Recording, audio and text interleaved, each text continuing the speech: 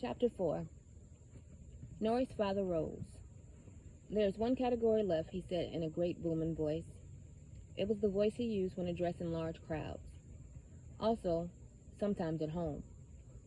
"Please turn yourself into a black kitten, Miss Horace." Nori concentrated. Hard. Kitten, she thought. Kitten, kitten, kitten. Like before, she felt her body shift, her vision blur, popping noises. She concentrated on the details she knew the teacher would want to see. Whiskers, claws, a bit of fluff in the ears, and Nori was a kitten. A black one, too, from what she could see of her paws. "Very nice," said Mr. Potthor.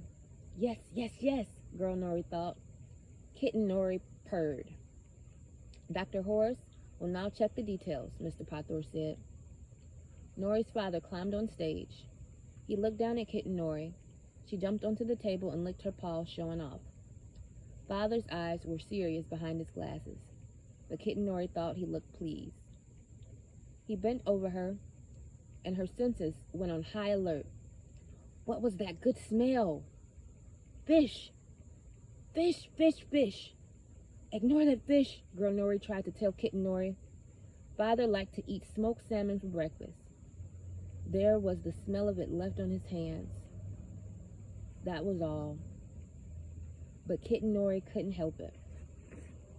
"Fish! No fish for you." Father reached to pat her, and his hand smelled yummy. "Fish, fish, fish!" Kitten Nori's jaw unhinged like a snake's. A snake! Was she a snake kitten now? A snitten? Snap! Nori chomped her father's hand with her snitten jaw.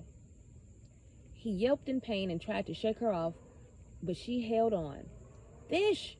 Stop it now! Fish! That is not a salmon, that is father! Fish! You will never get in the Sage Academy if you eat the headmaster! Fish! Stop! Fish! Your entire future is at stake." "Oh, fine."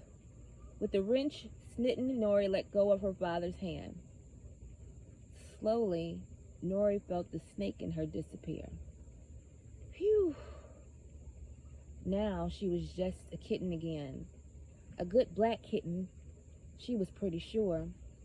So maybe she could pass this test after all? It had only been a minute of snitting. Maybe they hadn't even noticed. Nori felt the tingling in her shoulders. What was happening? She squirmed to look. Oh no! She sprouted wings. Enormous wings that were 3 times the size of her kitten body. Huge claws burst out of her kitten paws. Flap, flap, roar! She leapt into the air. She swooped around the auditorium with her big dragon wings. She was a full-on dragon kitten now. How awesome was this? Dritten Nori thought. So awesome. Girl Nori disagreed. No, not awesome. Just be a normal kitten.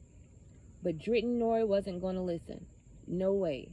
Flying is too much fun. Maybe it's time to breathe some fire, yeah? No fire, thought Girl Nori. Yes, fire, thought the Dritten. And that unicorn? What a yummy snack a unicorn would be. Wait, thought Girl Nori. Stop. Calm down. Fly lower. Maybe she could still fix things. In fact, she had an idea. A good idea. And if the idea worked, Nori might get in the Sage Academy after all.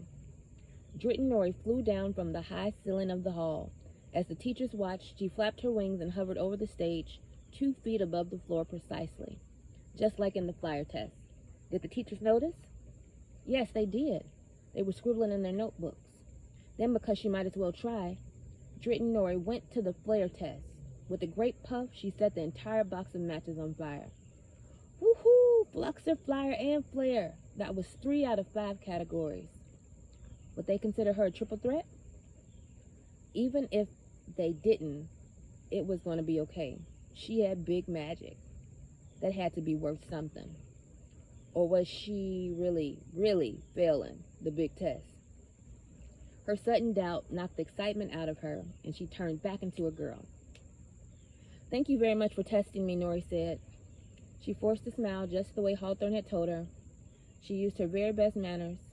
The teachers continued making marks in their notebooks. But Father couldn't. He was cradling his swelling hand, his swelling, bleeding hand. The teachers looked stern. Finally, they stopped writing and put their heads together. They whispered fiercely. Nori went cold. Mr. Potter looked up. Miss Horace, I'm sorry. We can't have such wonky magic here at Sage Academy, no matter how big your power and no matter who your family is. But your magic is damaged somehow.